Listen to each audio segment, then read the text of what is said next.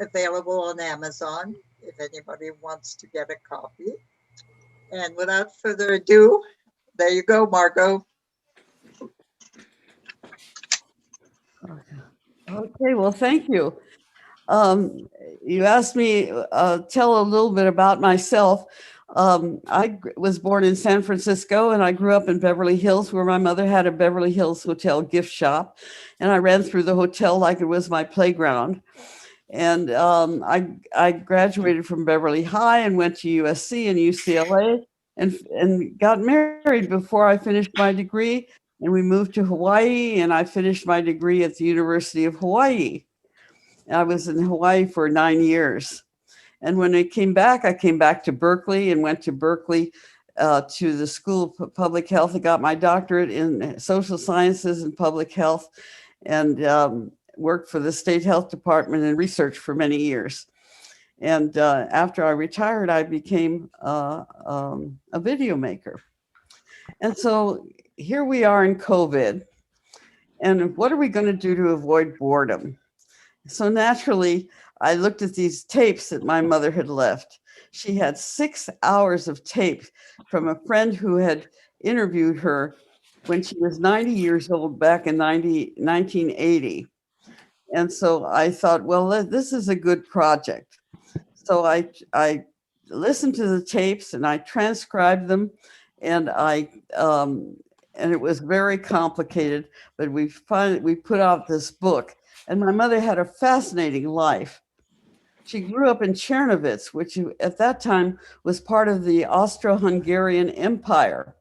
It was German speaking. They had a German university there, and she went to school there, and she was a good student. And she came from an Orthodox Jewish family in Czernowitz. And so, Do you want to just quickly summarize the major points in your book?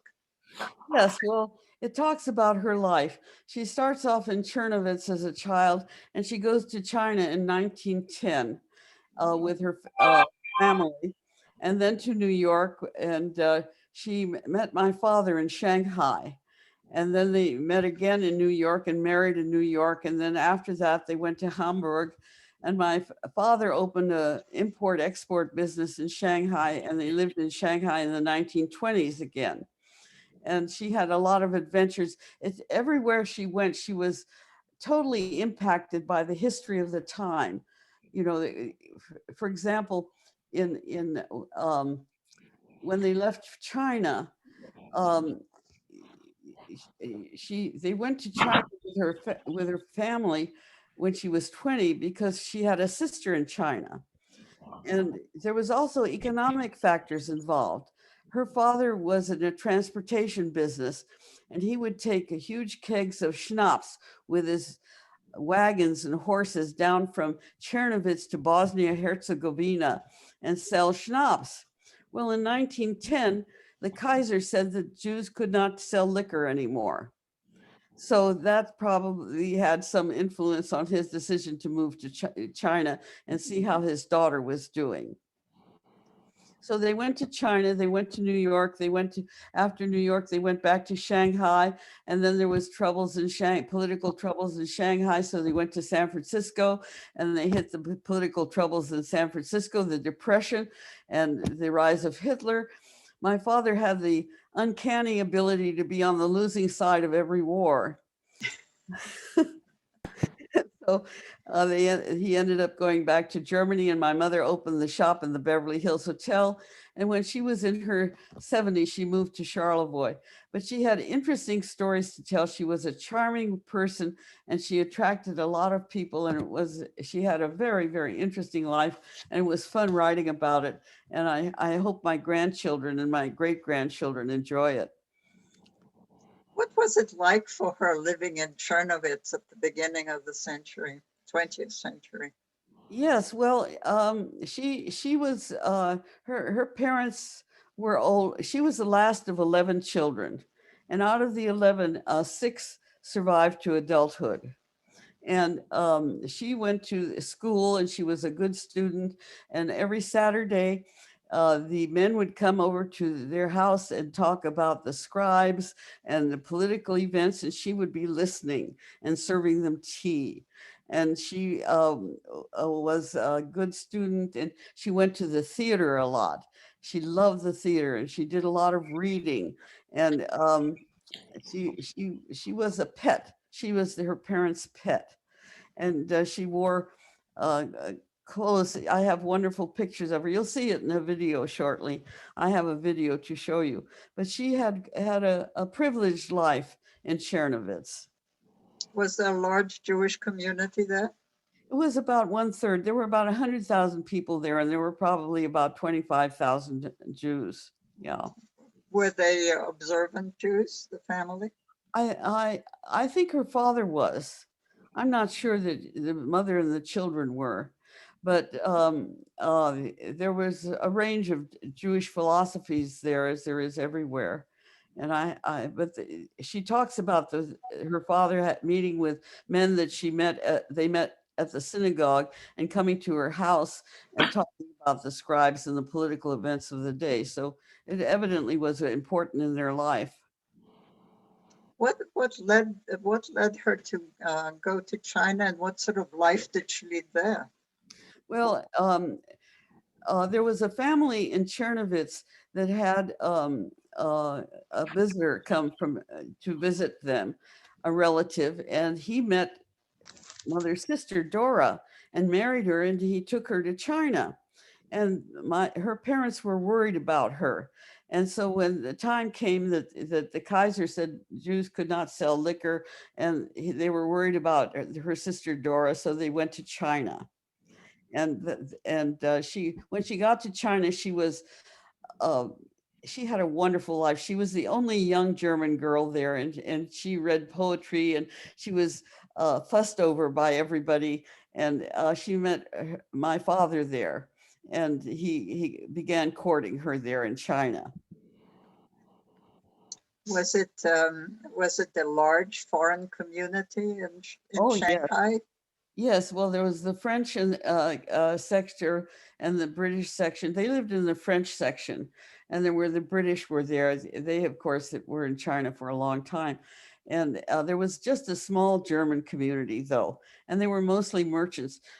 My father was sent there to sell dyes to the Chinese because Germans had invented dyes, indigo, chemical indigo, and they were using vegetable indigo. So he was sent there as a part of IG Farben as a young man to sell indigo to the Chinese. Was he involved in the wars during that period? Oh, yes. He fought in Tsingtau. He was on the losing side in Germany fighting against Japan when there was a war in 1914 in Tsingtau. But he was clever, and he was the only one who was successful in escaping from the Japanese. And he wrote a book about it. The fact that he had torn a page out of the book listed all the prisoners that the Japanese had, and his name was on the last page because it began with W. So he escaped and walked back to Shanghai. I know. Pardon? Note that she went to Indonesia. Do you want to tell us about that escapade? Oh, that was quite an escapade. He was contracted to supply arms to one of the sides opposing Mao Zedong. And so the ship was delayed. So he sent my mother to Java, to Jakarta, but now it was Batavia at the time. Now it's called Jakarta. And she went there to find out what was wrong with the ship and why it couldn't get started. And she ended up going to being entertained by the people and meeting Count Zeppelin, the son of the Zeppelin, who sent the blimp over to New York. And she had a wonderful time there. And she ended up supplying the sailors on the ship with beer and sending them out to sea so that they would get back to Shanghai with the arms. As it turned out, when the arms arrived in Shanghai, they were confiscated by one of the warlords, and they were lucky to escape with their lives. It was quite an adventure. Quite an adventure. So when did they actually come to America? Well, they first came to America in 1912. She was an American. Then they went back to Hamburg after World War I, and then they went back to China in 1924. And so it was all at the beginning of the 19th century. And when they came to New York, that was in the 20s or in the 30s? Yes. Well, no, she arrived in New York in 1912 the first time. Uh-huh. And that was it. But she told this story in a wonderful way. She had she was very charming, and she told her stories with a lot of vitality. And I made a little video about how she told her stories. If Vivian would like to play it now, that would be very nice. It's That'd be great. Okay. Vivian, are you there? Yes, I will. I'm setting it up now, and so Oh, we'll very see in good. just a minute. Anyway, what I tried to do is I tried to keep her voice in the book. The English isn't perfect. Her English wasn't perfect. But here we go.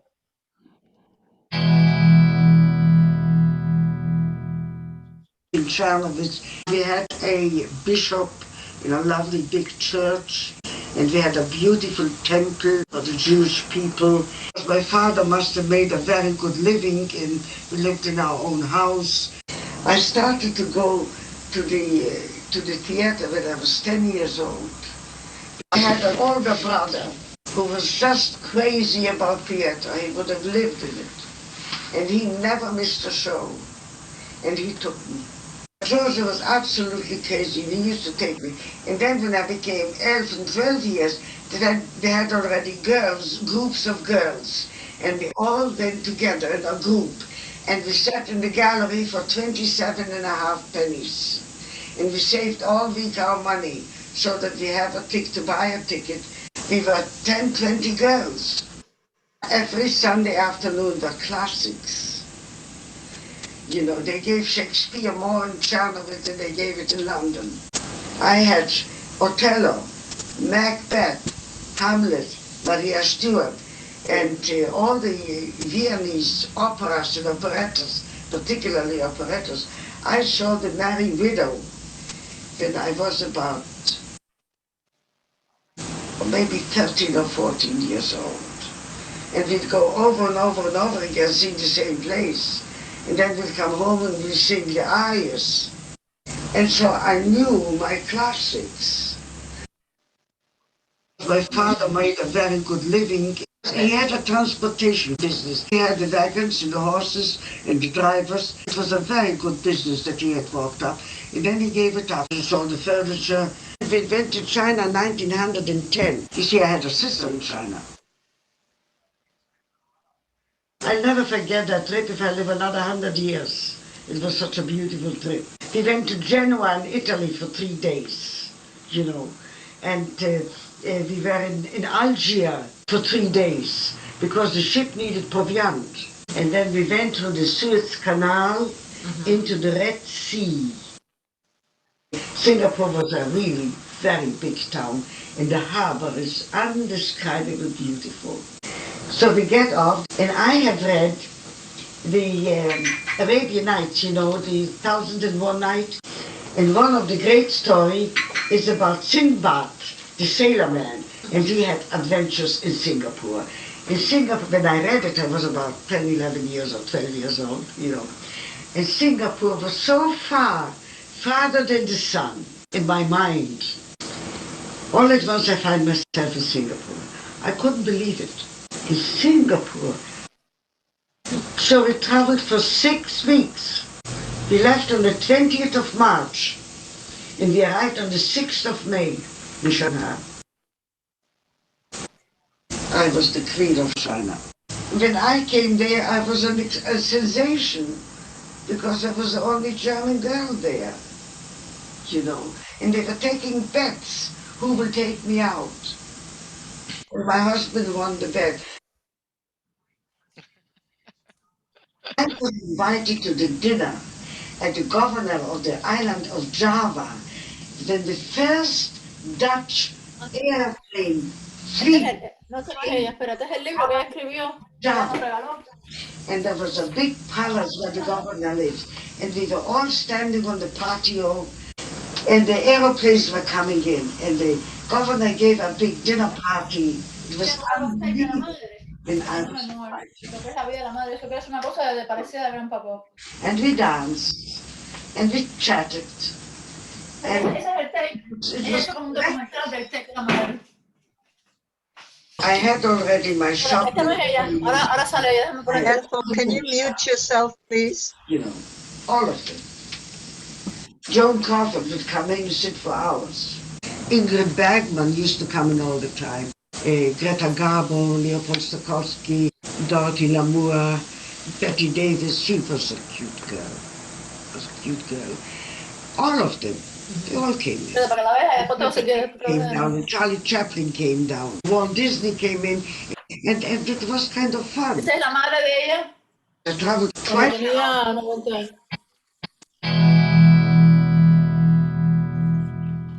Ese es el libro. Ahora espérate, That's porque great. Thank you, thank you. That Mira, is a ver, ¿cómo está? wonderful. 90 años. Thank you.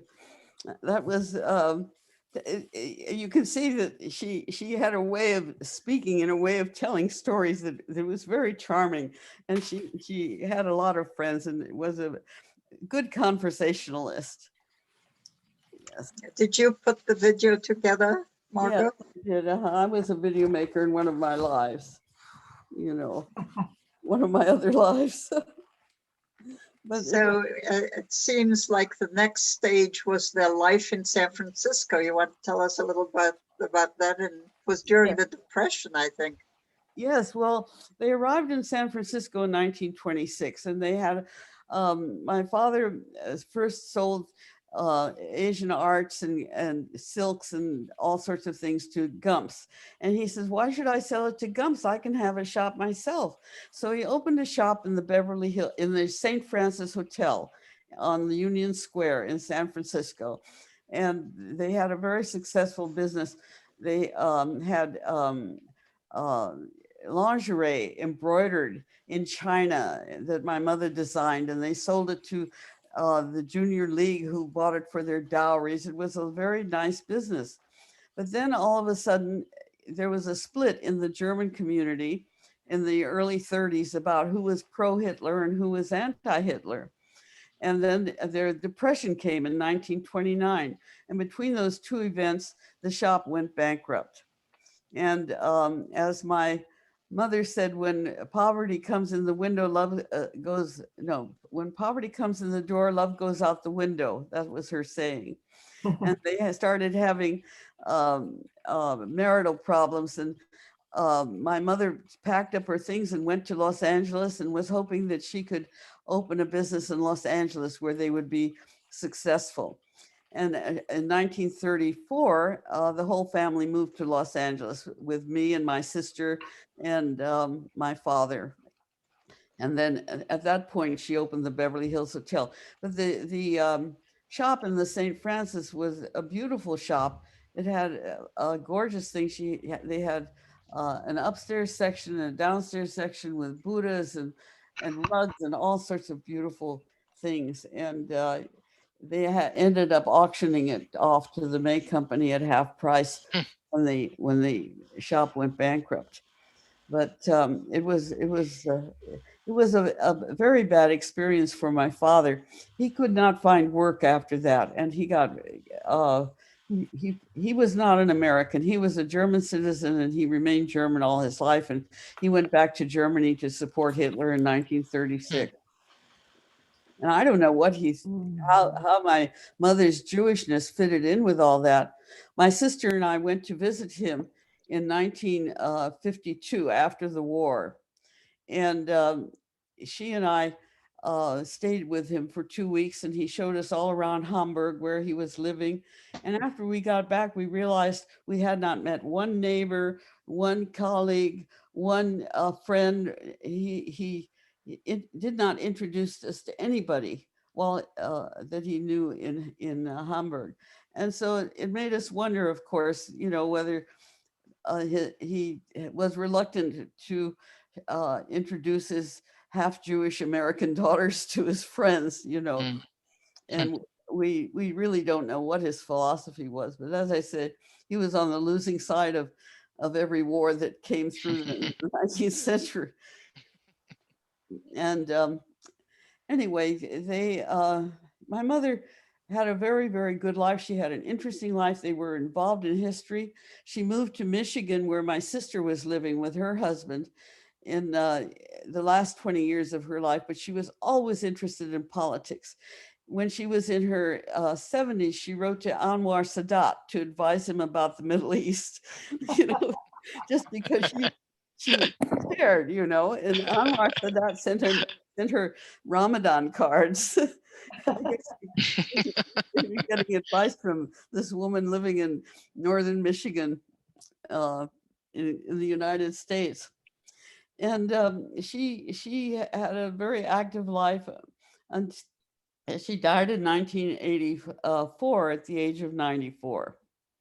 And she left me these tapes. And the tapes were a gift in one sense. I was very, very grateful to the woman who interviewed her, because she did it. I had six hours of tapes, and I learned a lot about my mother and father's life that I didn't know before, on the one hand. On the other hand, he was the world's worst interviewer.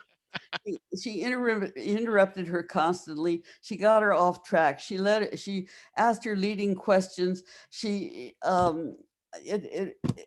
putting the book together was a real challenge, because she would start a story on tape 1, do a middle, end it on tape 3, and put the middle part on tape 6, and getting it into a chronological order and into a readable order was a challenge.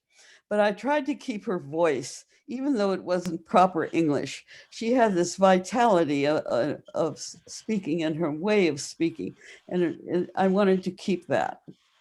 So how long did it take you to put this book together? Oh, probably about 8 months.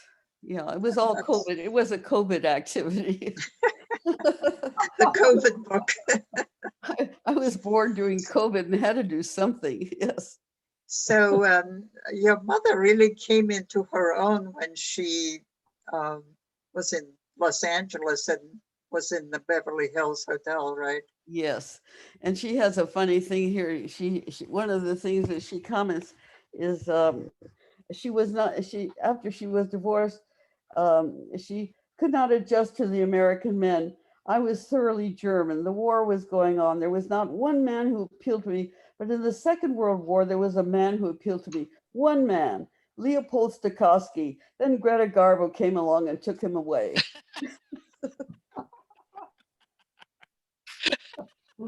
So, she had a way of writing in a way. Yeah. So she had a way of writing that was very entertaining, and she had an interesting life, and she had an interesting way of looking at things. So your early growing up years were in Los Angeles when she was running the store. Did you spend a lot of time in the store? Oh, yes, I spent a lot of time in the store. I particularly liked the comic books. She had comic books there that came in every month, and I would get a chance to read all the new comic books that came in the door. And then there were parts of the hotel that were fascinating. Like Liz Taylor's father Howard Taylor had an art gallery in the downstairs gallery that was fabulous. And at that time, the hotel upholstered its own furniture to repair it. And they had an upholstery shop, and the women in the upholstery shop were very nice to this little kid. And they would allow me to watch them make upholstery. I've always known how to upholster as a result. And one time on the balcony, Vali Wieseltier, who was this artist from Vienna, was there, and she sculpted a hippopotamus in a tutu lying on a chaise lounge. And she sent it to Walt Disney, and he included it in Fantasia. and I could see the sculpture that she made, and she talked to me and gave me cookies. So it was an adventure being there. So we have about 3 minutes left. Anybody have a question? There's one question. Did your father actually fight in World War II on the German side? No, he was drafted into the German army when he was 60 years old during World War II, and he worked in communications. He spoke French and English and Chinese, and he was not on the front lines. He had an adventure going from where he was discharged back to Berlin, where he was living, and he was in Berlin during the Berlin airlift and wrote letters there too. So you know, he was already in his 70s during World War II. But when we went to Hamburg to visit him, we never saw any men. The men were gone. It was really sad. We only saw men who were under the age of 15 and over the age of 80. There was a question about the firebombing of Hamburg. Did you see that at all? Oh yes, when we went to Hamburg to visit him in 1952, there was rubble everywhere. Everywhere. There were blocks full of rubble. And it was quite a sight, you know. All right, we're out of time. So I want to thank everybody, especially Margot. A lovely presentation. Thank you so much. Thank That you was for having great. me. It's been a delight putting this together. Thank you so much. And thank you all for coming. This was a wonderful session. Bye, Anna. Bye. Bye.